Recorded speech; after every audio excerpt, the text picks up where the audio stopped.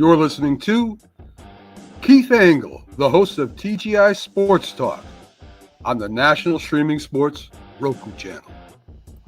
Football season is here, and SeatGeek is my go-to for buying tickets. Now, with SeatGeek, every single ticket is backed with their buyer guarantee. We've all had plans change, and when you can't make it to the big game, SeatGeek has you covered. They're the only ticketer that allows you to return your tickets ahead of the event for credit with SeatGeek swaps. So when things come up, I know that my tickets won't go to waste. So what are you waiting for? Download the SeatGeek app to maximize your possibilities and shop live events with confidence.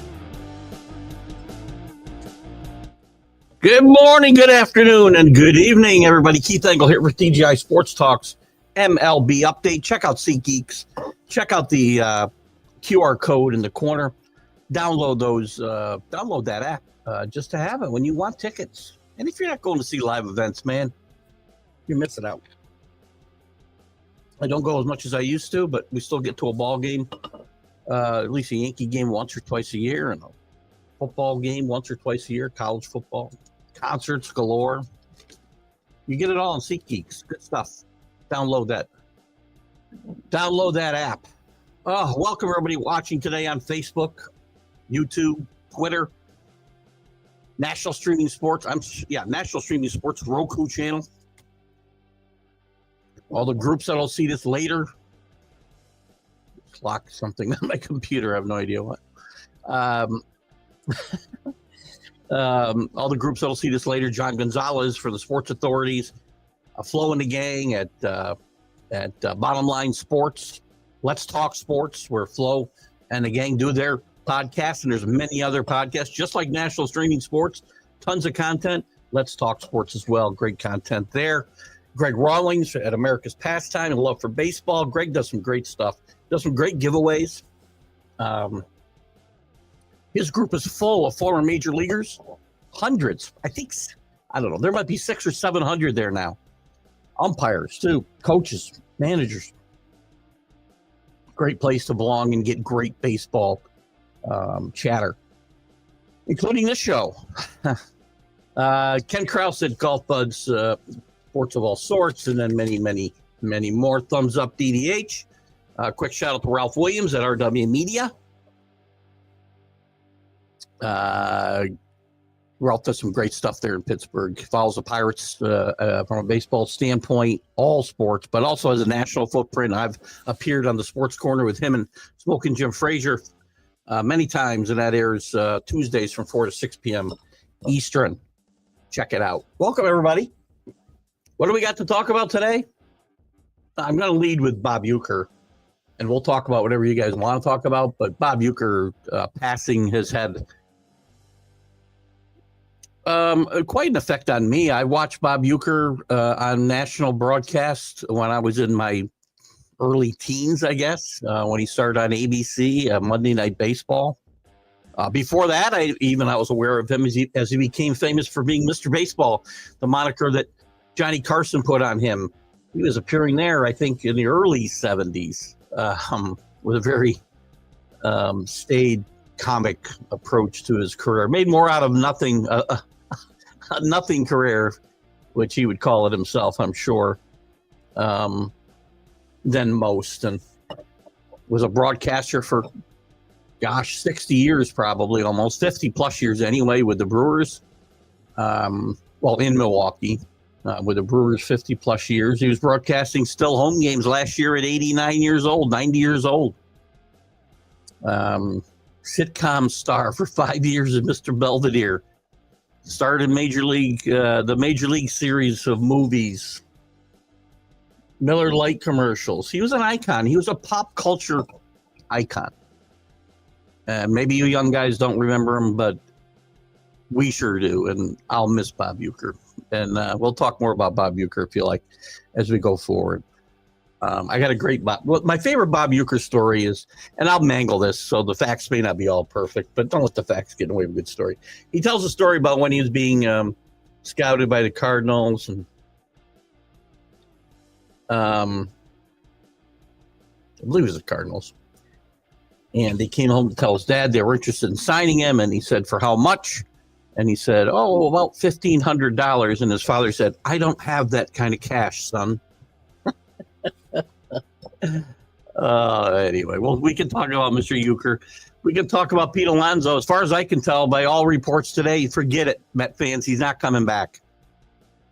Pete Alonso should have taken the 7-year, $158 million offer he had in 2023. He'd be better off than he is today.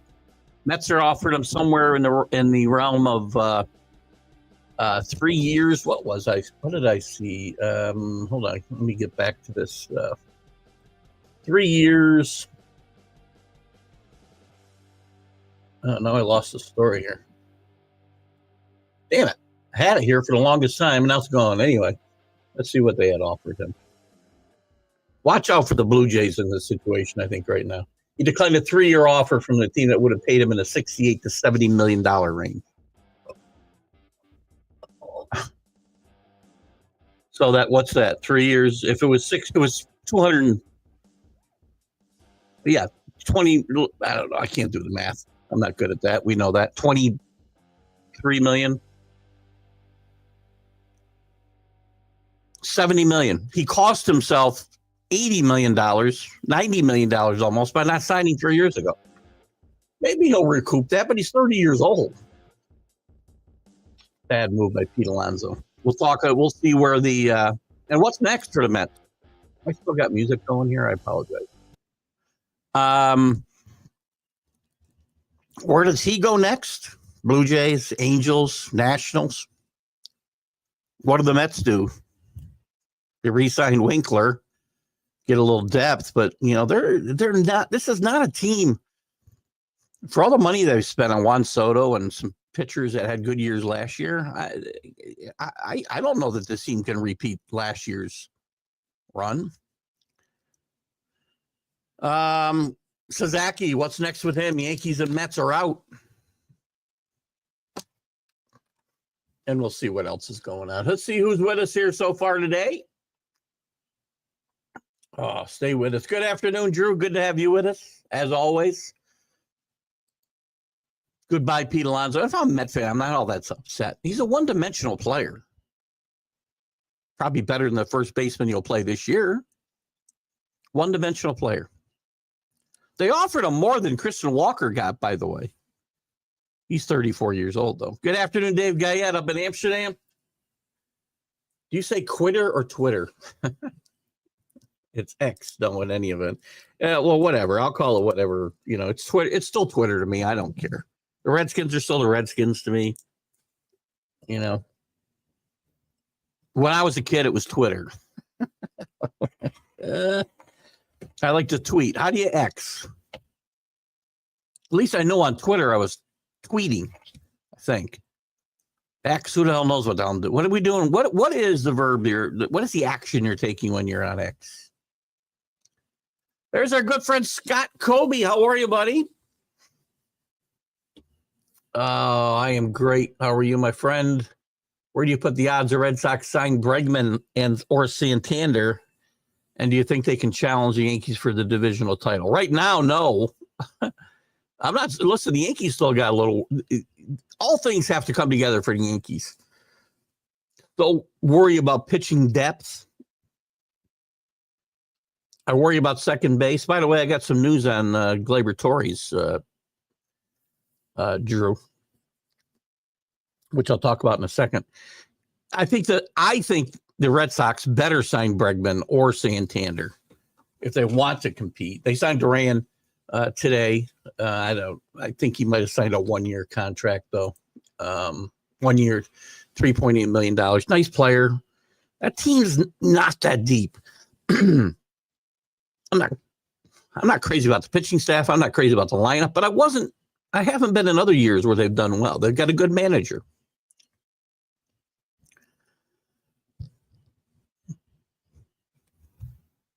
Baltimore's still the number one competitor there. By the way, Drew, what I understand today, as I was reading about the first base situation around the league, the Tigers might have been an option for Pete Alonso, but what I understand today, and I found this from 2 or 3 sources, is they've moved Colt Keith. Their plan is to move Colt Keith to first base and play Gleyber Torres, that tremendously fundamentally sound second baseman at second base. So remember, we were talking about this a couple of weeks ago. I had heard he was going to play second base. I hadn't even thought about Colt at that point. But now it makes sense of why I heard that. Well, makes sense. I don't know if it makes sense. How are you, MD? How my friend Nazmul Hassan? I think you may have messaged me about some of your the work you'd like to do for the show. I don't think we're going to be doing that, but I appreciate you tuning in today. Scott Kobe's memories of Euchre are the Miller Lite commercials, without a doubt. I mean, I must be in the front row is like an iconic saying amongst a certain age group. That kids today may have no clue who Bob Euchre is, and them missing out on Bob Euchre, I feel very bad for them. Very, very bad for them. But Euchre are in the Miller Lite. Those Miller Lite commercials were iconic in general. Euchre was part of it, but you had some great stars there: Billy Martin, John Madden, Butkus, Mantle, just tons of former players and managers and umpires that took part in these commercials that were just hilarious. Bubba Smith, and there was just tons. Former Dodger Tommy Brown, who I don't remember, passes away at 97. And again, our thoughts and prayers are with the Euchre family, and also now that I see this with I don't know how I got this. I lost my Bob Euchre page. There it is, with the Tommy Brown family as well. I don't. So does Euchre leave anybody behind? I don't remember Bob Euchre ever being married, quite frankly.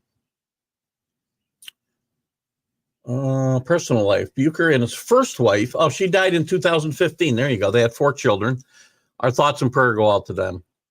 Leando, one of his children, died of ALS in March of 2022. Steve died of complications of San Joaquin Valley fever, which I'd never heard of, at a very young age. He was only, he was around my age. He died in 2012, though. And then he has 2 other surviving children, Sue Ann and Bob Jr. Euchre and his first wife were married in Louisiana in 1976, divorced in 2001. And I did not know that he was married again, but our thoughts and prayers go to him. Tommy Brown, let me check out Tommy Brown here, because we like to do this and give people their due. It's a good catch, Drew. What's going on with my, hold on. We may not be looking up anything, as usual. I got crazy shit going on with my laptop. Oh, I got the wrong thing, that's why. What's hitting it? Oh, I bet you it's this. Jesus, good grief, man. I got too many things going on at one time. So bear with me, Drew, while I figure this out here. And then we'll get to the rest of your comments. Any thoughts on Bobby Euchre, please put them in. Just an icon, somebody that I was a big fan of. Tommy, a teenage talent for the Dodgers. He was 16 when he made his debut. I'm on the Times. I'm probably not going to get anything here. Oh, I guess I can read one story, probably. He was among 3,000 teenagers that attended a Dodgers tryout camp at Parade Grounds. And he played with the Dodgers at 16 years old. God bless him. That is just a tremendous. So he played, let's see, his last appearance was in 1953 for the Cubs. His first appearance was in 1944 for the Dodgers. Played with the Dodgers, the Phillies for a couple of years, and then the Cubs. So rest in peace, and our condolences to his family as well. Now I got to try to get my screen back to the right size here. There we go. All right. Thank you for that, though, Drew. Why can't I get the rest of my comments? I lost some comments here. So anyway, some of my comments have disappeared. I don't know why. There we go. I got them back. Got him back. All right. I heard a story that someone asked Euchre how to catch a knuckleball, and he said you wait till it stops rolling and then pick it up. That was one of his bigger jokes for sure.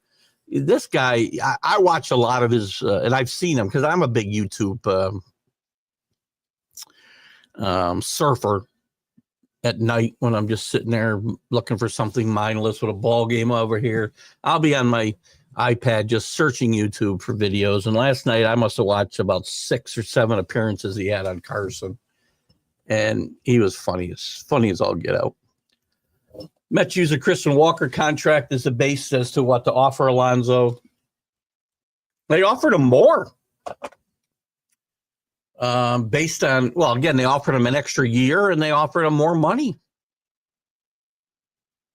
Walker's 4 years older.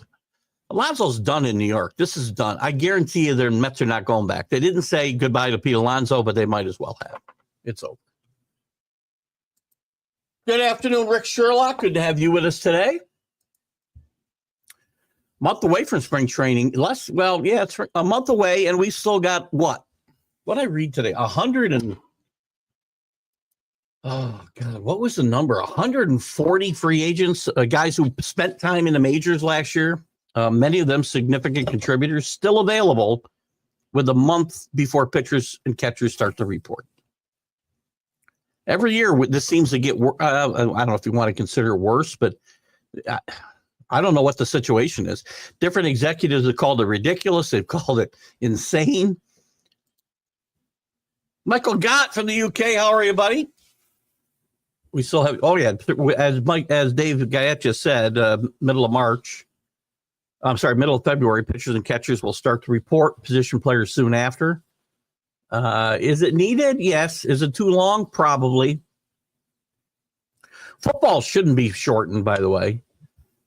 One of the reasons football, to me, it sucks in the month of September, not to get out to football too much here, is because, they don't play, they don't hit enough in practice. They don't practice long enough. Training camp is too short. They don't play enough exhibition games, and guys don't play in the exhibition games. So we get to September and teams stink. We see bad football for a month. Guys get hurt because they're not used to getting hit. But this is all part of the Players Association and nonsensical stuff. Baseball will probably end up here. We're not going to lengthen the season, but football will get worse as we add more games. There's no way they're not going to go to 18 games at some point, which will cut another exhibition game out. And it doesn't really matter because they don't play anyway. And you'll see more guys get hurt early. And listen, that's another show. To your question about spring training, is it too long? I mean, it's about where it used to be. I mean, it's always been, mid-February to the start of the season. There was a time where that season didn't start until the middle of April. Now with expanded playoffs and whatnot, well, it started getting earlier and early in April as we went to 2 divisions, and then as we went to 6 divisions and multiple wild cards and more playoff rounds, we had to move the season up even further. As Drew pointed out in trying to make arrangements for his fantasy draft, I mean, by the way, Drew, I would say that those games we can draft after those games if we have to, and those numbers can count. I mean, again, I don't see why that should matter. I played in a league for 30 plus years, and we often would draft a week after the season started because you wanted to make sure the rosters were set, and those stats all counted. That's how I ended up with Tuffy Rhodes one year, by the way. Anyway, that's besides the point. But as Drew pointed out, there's games, I think, early in March, wherever we're playing internationally, because again, it's don't worry about the fans here. Let's take games away and play in March. And players aren't ready to play, and we'll see bad baseball in a different country. So yes. And then, so those teams will play real games and go back and play exhibition games. You can't make this stuff up. Thanks from Rob Manfred. Drew, Red Sox's offseason has been unsatisfactory, which is I would say, is kind. Other teams are still in on Bregman and Santander. So I didn't say they would get either. I said they had better try to get one of them. I don't think the Yankees are out on Bregman yet, quite frankly. Santander, they probably are out of, but I think Bregman, the Yankees are still in. Toronto's making moves. Toronto to me is in position A for Alonso right now. They've come to terms with Vlad. Vlad has played third base, and they are not concerned about playing Vlad at third base. Weakens their defense, obviously, or they could leave Vlad and Alonso at first base, and they can rotate between first base and DH between the two of them. But I don't think they have any qualms about moving Vlad back to third base, especially now that he's, not as big as me. But Toronto's been trying to make a big splash forever. Alonso might be the biggest splash they could make. They've been in on Ohtani. They've been in on Soto. They've been in on Yamamoto. They've been on everybody. They can't bring them home. Tommy John and Jack played T-ball better together. Jack, poor Jack. Jack Hirsch is the best. He's a good sport. He takes it well. Good call, Rick. Toronto just make a trade with Cleveland again. This time they got Miles Straw, cash, and $2 million in an international bonus pool money for cash and a player to be named later. Straw can't hit. Was in the minors last year, but the Jays took him to get the pool money, hoping for Sasaki. They're not getting Sasaki. Yankees aren't getting Sasaki. Mets aren't getting Sasaki. I don't know if Danny's with us, but I'm pretty sure the accountants who know how to find and hide money in Dodgerland will have Sasaki as part of that staff. I'd make book on it right now. Always remember, as a drunk announcer in Major League, Harry Coyle, if I remember right, was his name in Major League. He played a great part, just a bit outside. That is one of the best baseball movies from a comedic standpoint ever. Major League, the first Major League is just awesome. Absolutely awesome. That ball wouldn't have been out of many ballparks. Name one, Yellowstone. Mets just signed their 16th free agent after losing 14. I am suddenly not AJ Minter. Good. They're still in on Tanner Scott, excuse me. We signed Winkler, re-signed Winkler. Are we really excited about the Mets and what they've done? When I look at the Mets projected depth chart, I'm going to ESPN. This is probably a mistake because they don't ever update these frickin' things. No, they've still got Luis Severino. I hate these frickin' guys. I'm telling you. This is why ESPN has gone into crapper. For me to go to their depth charts in January 17th and see Luis Severino in their rotation is absolutely ridiculous. Mets still got problems, though, guys. Around the infield, they got troubles at second base. Let's just look at their depth chart real quick. Here's your starters. Manaea, well, again, you better hope he repeats last year. They signed him for a big contract. So Frankie Montas, who's already flamed out in New York once, had the injury bugaboos, didn't pitch great in Milwaukee, but pitched okay. Is he turning back the clock to his Oakland days? I don't know. Senga, hopefully he's not an injury issue. Peterson, I don't get excited. Clay Holmes failed as a starter once with the Pirates. There's your starting rotation. And the bullpen, you got Diaz at the back still. McGill will be healthier, hopefully, for them. They hope to get Tanner Scott, as I said. This is not a scary bullpen. Catcher Alvarez better have a rebound season. First base right now, Mark Vientos most likely. Second base, you got McNeil, maybe Acuna if they decide he's ready to bring up, but you get a shot, or Mercutio, who was hurt most of last year. Shortstop is solid, obviously, with Lindor. Third base, I mean, if you move Vientos, then you got to hope Brett Batty. Brett Batty is actually a player. Nemo, Tyrone Taylor, Siri, who they brought in from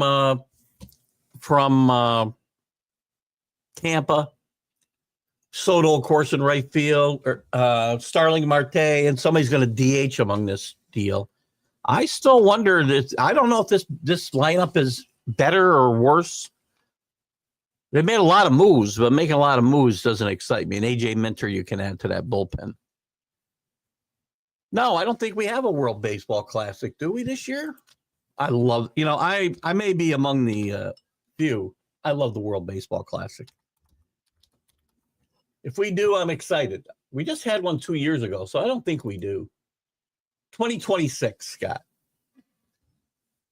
It'll be Thursday, March 5th through Tuesday, March 17th in 2026. I wish there was one. I'm a big fan. I'm one of the few big fans of this. Maybe you guys, again, I'm it's been a couple of years. And as soon as somebody gets somebody hurt in that playing for their country, God forbid we should do that. Right. Any new adjustments for give Rob Manfred time. I mean, we've got till, middle of March where we can make moves and have new rules. I don't think there are any that I can think of. We still haven't done away with the ghost runner on second base like we're playing 12 years old with 3 guys in the backyard. And the rest of the ridiculous rules have stayed in place. I don't think there's anything new we've added this year. Somebody can correct me if I'm wrong. There's nothing that has me all in an uproar. So we don't. Well, I mean, again, other than now we'll have 6-man rotations. That's not a rule. They've gotten away from. They talked about putting minimum innings pitch for starting pitchers, which is as much as I think pitchers don't throw enough innings, especially starting pitchers. You don't put in rules again to fix something that you can just change your approach to. So that they've gotten away from that. They've gotten away from the stupid golden batter deal. So it looks like no, Michael. Yeah, spring training is shorter. And again, you don't give these teams the right time you don't give them as much time to prepare as everybody else.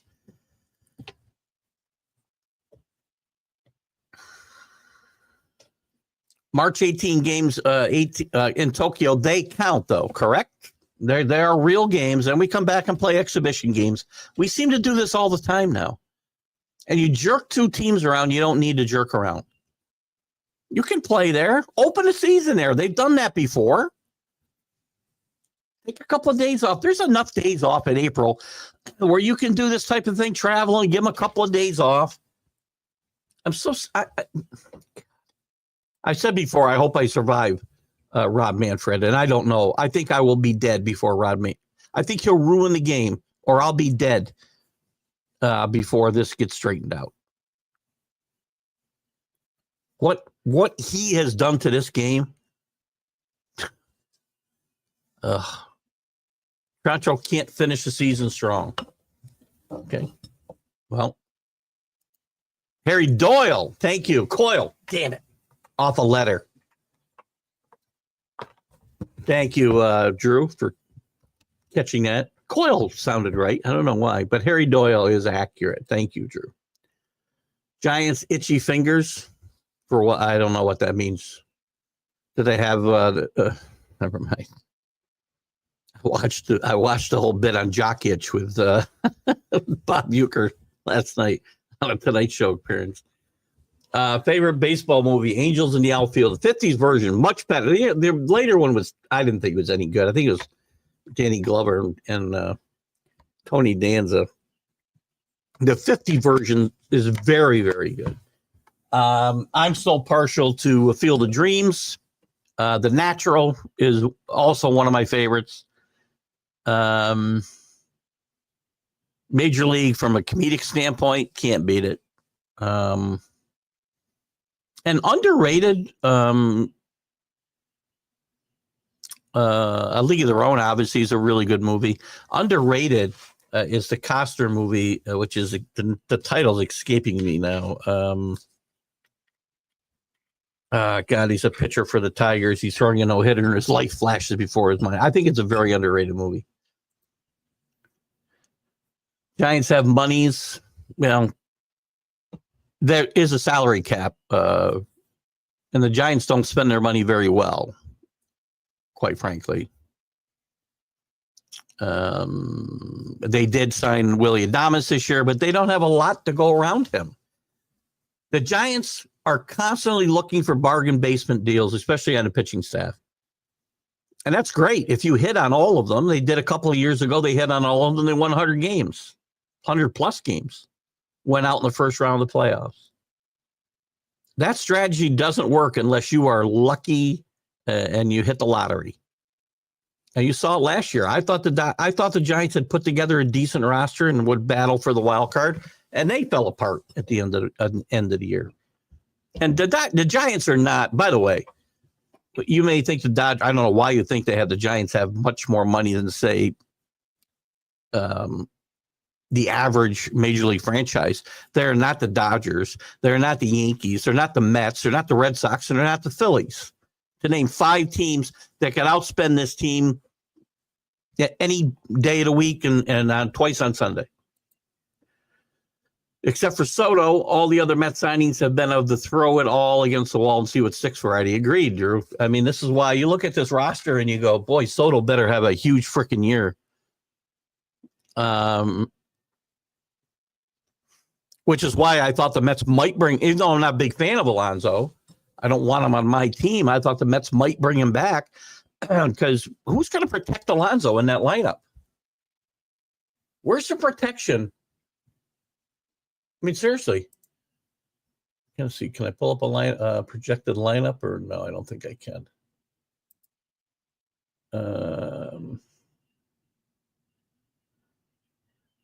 I mean, who's the protection for him? I guess Vientos. Lindor is going to hit in front of him most likely. I mean, Vientos better back up last year. Brandon Nimmo, maybe. He needs to bounce back a little bit too. Mark Leiter's in town. Hello, Mark Robertshaw. Rick had pointed that out. Mark Leiter is in town tonight for the Amsterdam Mohawks Hot Stove Hall of Fame dinner. Tell him he needs to get a hold of me, Mark. Give him my contact information, and he needs to come on the one-on-one show. I'd love to have Mark on. Mark had a major league career. His son is also has pitched for the Yankees. He's not. I think he's still a free agent, or possibly going to arbitration. The more I think about it, he could be going to arbitration. His brother obviously had a good major league career. Sorry, Al Leiter. So say hello to Mark for us and tell him he needs to get on TGI Sports Talks 101. Qualifiers for the Worlds, start for the Worlds. That's possible. The U.S. is already in, so. But the actual World Baseball Classic, which is what we care about, is in 2026. Which teams go from 0 to hero next season? Good question. Have a big turnaround. Well, it's too early. It's not too early to say. It's too early to say with any accuracy. In March, Drew and I will also do our Major League Preview show, which will give you guys all the picks not to make. Let's look real quick. Who could go from 0 to hero? The Blue Jays, again, often talented. I won't argue with Carlos's point that they don't finish well. They didn't start well last year. They didn't play well in the middle of the season. They have made the playoffs several of the last few years. So I'm not a big fan of their manager, as we know, Schneider. They demoted Donnie Baseball. Blue Jays is somebody you could look to recover, make a big move. And when I look at zeros too, I'm looking at teams under 500, Michael, that could potentially do well. I'll give Alan Perales a shout out. Maybe the Rangers can rebound if they're healthy. I'm not crazy about their pitching staff. Nationals aren't ready. Marlins will never be ready. The Reds are another one. Drew's Reds, who fell on their face last year. I think the Reds are probably my number one pick to go from 8 games under to possibly having a chance to win the Central. I love the fact they added Terry Francona. These kids have got another year's experience. Often good teams, as I've said in the past, will take a step back after taking a step forward. They've added some depth to the rotation, if not great pitchers, at least some depth. So the Reds are a team to watch out for there. And that's maybe it. The Rockies won't make a move. I would say the Reds and the Blue Jays are the teams most likely to make a leap forward this year. And it is a little early, Michael, because, again, there are a ton of free agents still out there. Tons of pitchers. Jeff Hoffman did just sign with Toronto, right? I think it was Toronto, local boy. But we still got a ton of really good players. As I said, I believe what I read was there's close to 140 players who played at the major league level last year that are still free agents.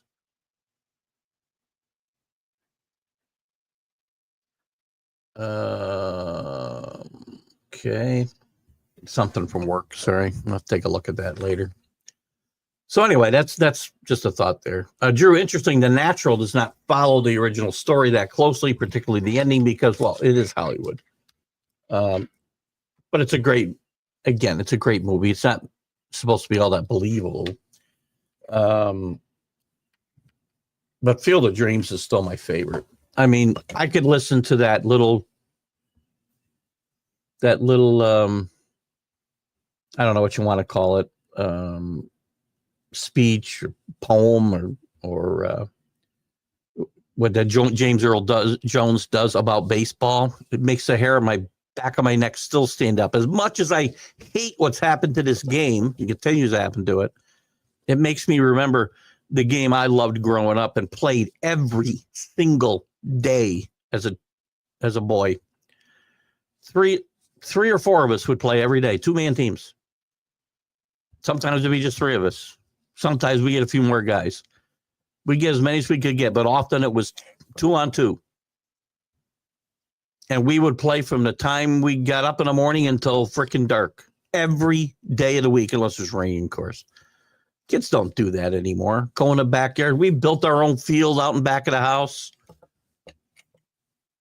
Kids don't do that. And I think about that when I listen to James Earl Jones give that rousing speech talking about how America has been, run over and plundered and rebuilt. And all along there's been one constant: baseball, Ray. Great movie. Has all baseball hall. I will have to tell you, I think I said this morning, that for me, the best Hall of Fame speech of all time is Bob Uecker's acceptance speech when he got which means he's a member of the Baseball Hall of Fame, quite frankly. One of the best speeches ever. Bob Uecker was just a treasure to enjoy. Mark Jr. is the speaker. Sorry. It's not Mark Jr. that I thought it was Mark. Rick, didn't you tell me it was Mark Leiter Sr.? Now you got me confused. There's too many Leiters, first of all, in baseball. Where's Junior? So it's Junior that's pitching for them? Or I'm sorry, doing the speech tonight? The Yankee pitcher, not his father. Either way, I want either one of them, Mark. Go get me the interview. Go get me the interview. Of course, my boss is calling me. Well, I'll call him at 4. 18-year-old two-way Japanese slugger signs record-setting deal with the A's. I saw this, Drew. $1.5 million, the largest bonus ever given to a Japanese amateur outside of Nippon professional baseball during the international signing period. No, it's not, and everybody falls into this bucket now. And this kid is very high, or a lot of people are very high on this kid. I mean, you don't know what you got at 18 years old, but I mean, if he's anywhere as close to what Ohtani is, you've got something for later on. But you know, it's the A's, so they'll freak that up for crying out loud. For sure. Let's see what else is going on around baseball. It's gonna be very interesting to see what happens with Suzuki. Yeah, it appears the Rays and their new stadium deal could be in trouble. I don't know what that's going to mean. Remember, this organization was already talking about playing half of their games in Tampa and half of the games in Montreal. Man. Kyle Tucker did agree to a 1-year, $16 million contract with the Cubs. He'll be a free agent this year. Yankees could be all in on him next year. Kyle Tucker's a guy that I like a lot. He's a really good defender in the outfielder. He's a really good defender at first base. Depending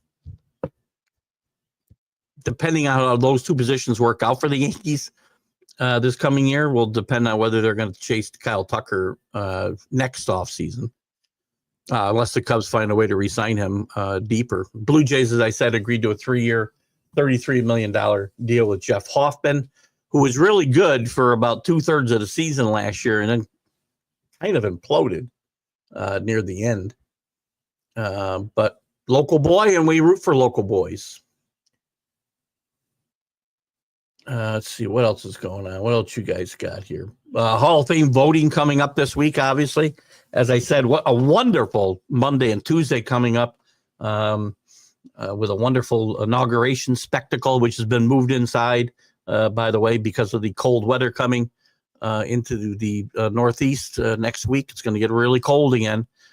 And then we got Notre Dame and Ohio State on Monday night. We got the Hall of Fame announcements on Tuesday.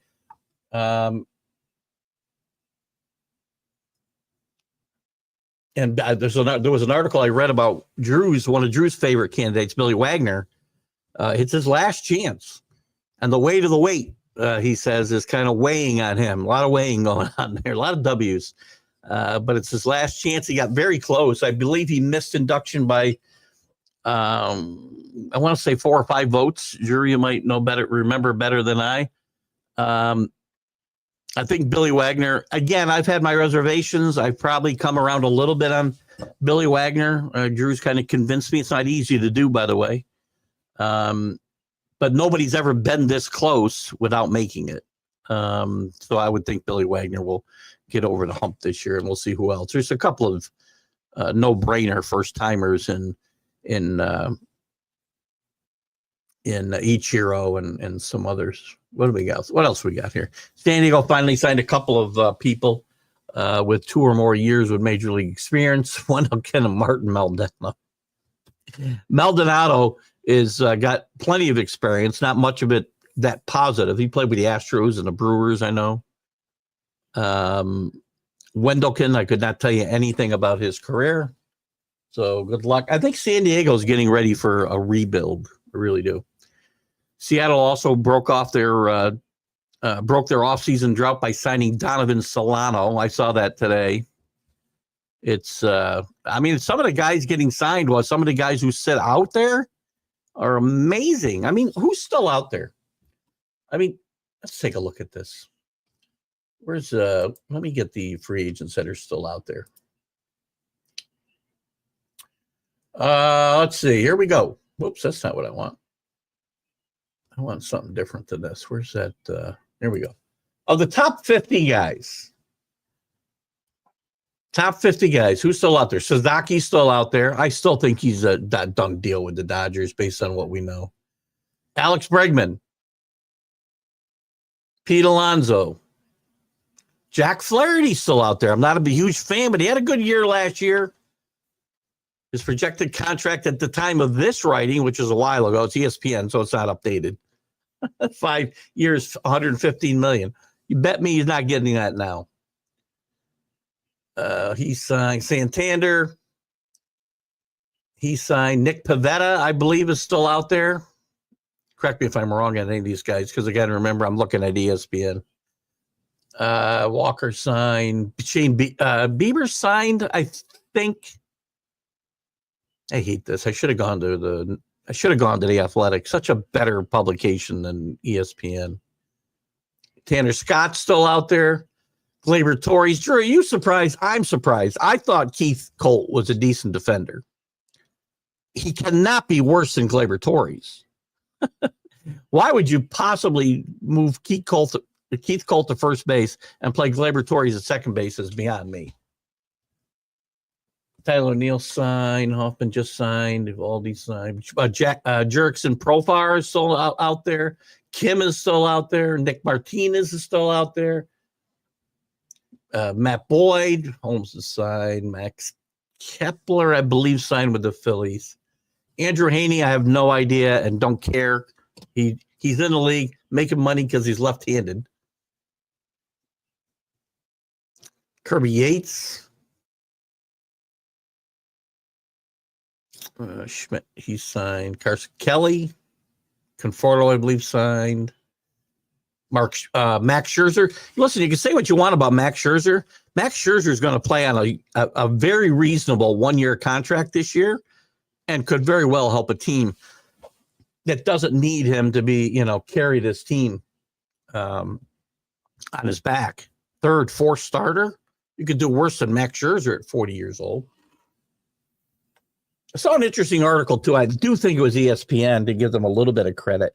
They looked at all 30 baseball teams today and what they would look like and how would they rank if there was no trading and no free agency. It's a very interesting read. So I'll give a little bit of credit to ESPN. Verlander did sign last week with the Giants. JD Martinez, I believe, is still out there.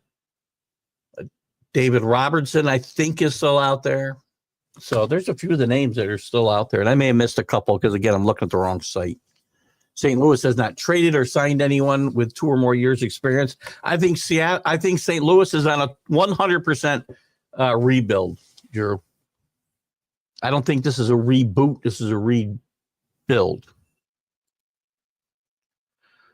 5 votes short last year for 68%, 75% of what you need. Again, nobody's ever got that close and not got there. So I got to believe when we talk next week, we'll be talking about Billy Wagner as a class of 2025.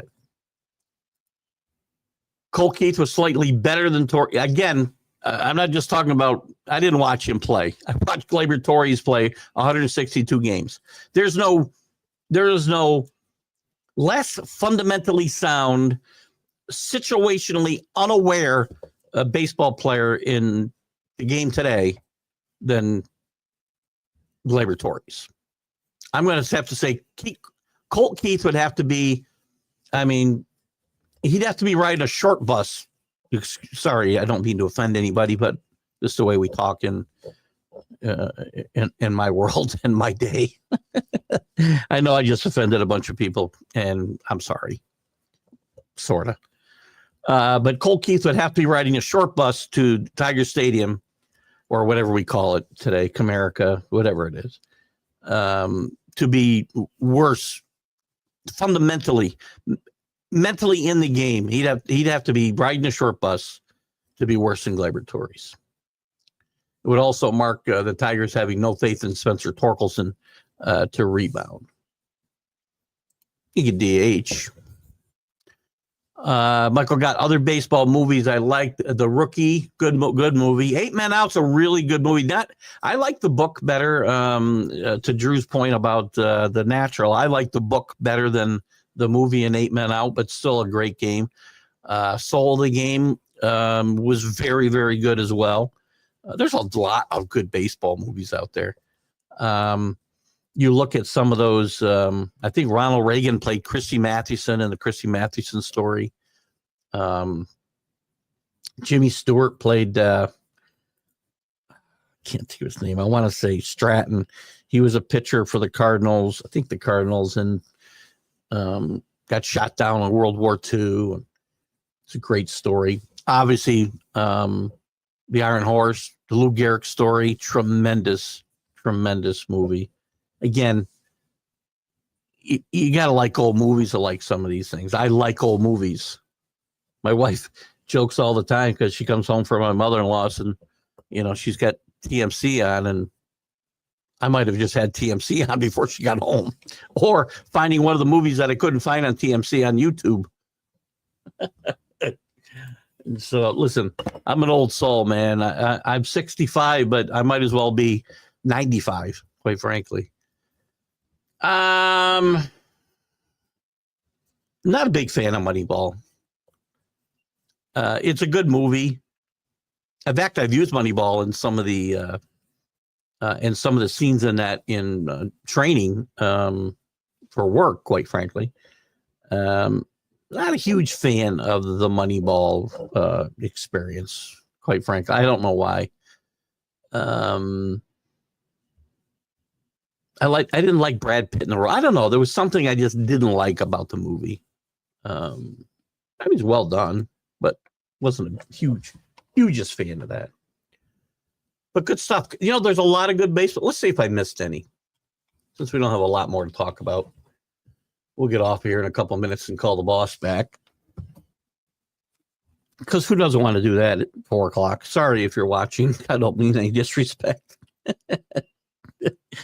Hold on. Let's see if we can come up with a couple more before we go. Whatever. What are they going to do? Fire me. 42. 42 is a good movie. The Jackie Robinson story. Very good. Trouble with a Curve is another good one. Rookie of the Year. There were some goofy ones back in the 90s, I want to say. Here's MLB with their top 25. Let's see how much we agree with this. Bull Durham, I forgot about. Bull Durham. Classic scene at the mound. Talking about what to buy for a wedding gift. League of Their Own, I already said. Pride of the Yankees, that messed that one up a little bit. Field of Dreams, 8 Men Out. Moneyball, they've got 6, Drew. The Natural. The Sandlot. Sandlot is a tremendous movie. If you haven't seen The Sandlot, you have to watch Sandlot. They rank at number 8. You're killing me, Smalls. Everybody Wants Some. Major Low. Bad News Bears hasn't aged all that well in my mind. Bang the Drum Slowly. Great. That was a very good baseball movie. Sad. Bingo Long and the Traveling All-Stars of Motor Kings. Billy D. Williams. Richard Pryor. The Rookie we talked about. Take Me Out to the Ball Game. Damn Yankees. If you don't know that, it's about a man who sells his soul to the devil so the Senators can win a World Series or win a pennant. Sugar. Fear Strikes Out. Jimmy's Pearsall story. Another good one. 42 I mentioned. Rookie of the Year. Mr. 3000 with Bernie Mac. Not a big fan. Although I liked Mr. Baseball with Tom Selleck. Not a great movie, but just a fun watch. 61. Billy Crystal's ode to the 61 chase on Bruce record by Maris and Mantle. And Maris, and the travails that Maris went through and how Yankee fans just abused the crap out of him. A little bit overdone with guys throwing, ripping seats out what turned out to be Tiger Stadium and not Yankee Stadium for the filming. but not a bad movie. Cobb with Tommy Lee Jones. That was a pretty good movie, actually. For Love of the Game is the one I couldn't think of the name of, with Kevin Costner. So there's MLB.com's top 25. Some good movies in there, I think. So that's it. That's all I got, guys. I'm going to wrap it up because I don't know where you got. We don't see that much more to talk about. Some of these shows, we'll continue to do the shows. We might skip. I don't know. When we go on vacation, I might skip the shows that week. We'll be leading into spring training. We'll see how it goes. I might pop on for a little bit. But through the off season, which is not very off long, we're not off very long these days. They're trying their best to get it like football, although we're not there yet. But we'll be here most every week, and if we're not, we'll certainly let you know. And we'll see you Sunday, guys, with the Stream of Consciousness. So I want to thank everybody who tuned in today, who participated, and who always participate. You guys have a great Friday night. Have a great Saturday. Enjoy the football wild card divisional round. Best football weekend of the season. Saturday, Sunday, 2 divisional round games each day. Best games of the football season. That's 2 days of the football season in my mind. And we'll see you Sunday morning with the Stream of Consciousness.